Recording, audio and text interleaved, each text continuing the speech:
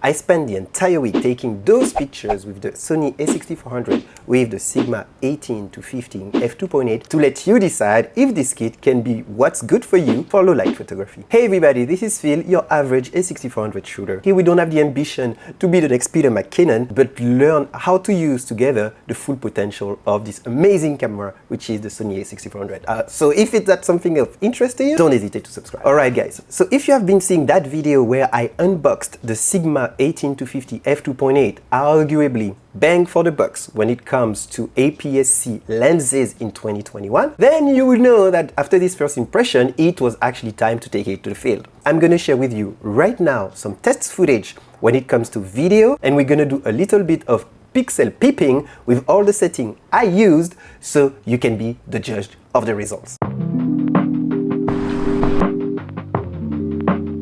How, at arm's length, the autofocus is working and getting my face right. Second element is what do you see around me?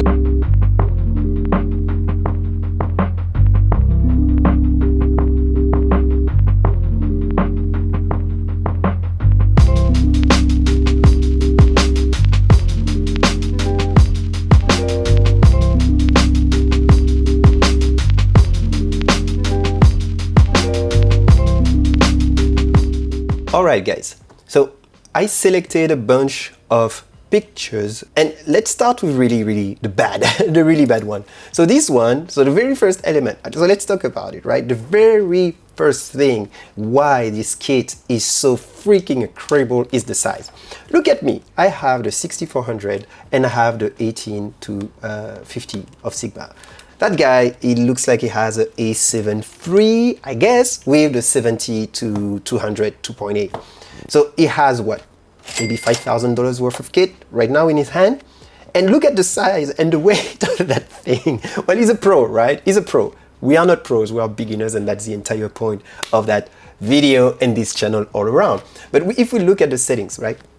It shows if you shoot at 1/50th of a second, it's not fast enough. It's just not fast enough and you will get blurry shit. Now, let's get out of this and look at other pictures.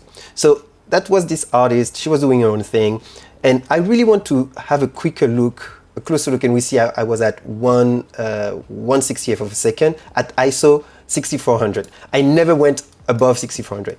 And we actually keep so much detail and the image is not blurry. Is it sharp? I must admit, kind of no. When we pixel peep, again, doing the pixel peeping exercise, we see we have a little bit of noise and we are losing the texture. It's not pure light. But let's be honest, we have this type of kit mostly for content creators online. You will never print that stuff. When you look at this for Instagram, for TikTok, for Facebook, really, this is amazing.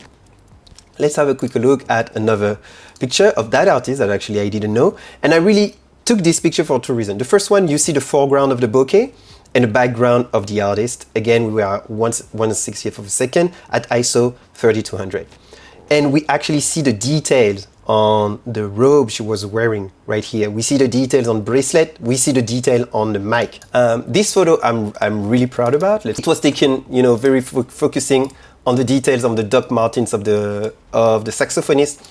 And a great thing we can see from this photo is again the shallow depth of field that we can generate with this lens. When we actually look at how detailed it is on the buckle and on the leather, and if we look at the tiptoe of the Doc Martens, they are not, this part is blurry, this part is completely sharp, and this part right here is completely blurry. So we really have an amazing lens, it's an amazing kit. Even when we look again at the depth of field, completely shallow, it's creamy, it's just like we like it, right? So here we go, the gang. Now you know everything. Is the Sony a6400 paired with the 18 to 50 f2.8 a good camera for low light? I do believe freaking yes. At least in this setup for a concert. If there is any situation you would want me to put this kit through, please don't hesitate to leave a comment and leave a thumbs up if this video was useful to you and you learned something or was entertained by my Frenchy Frank's acts. And I would love to have you in this journey together so we can maximize the use and the potential of this amazing, amazing camera, which is the Sony a6400, then please don't hesitate to subscribe. And see you next time for the next video.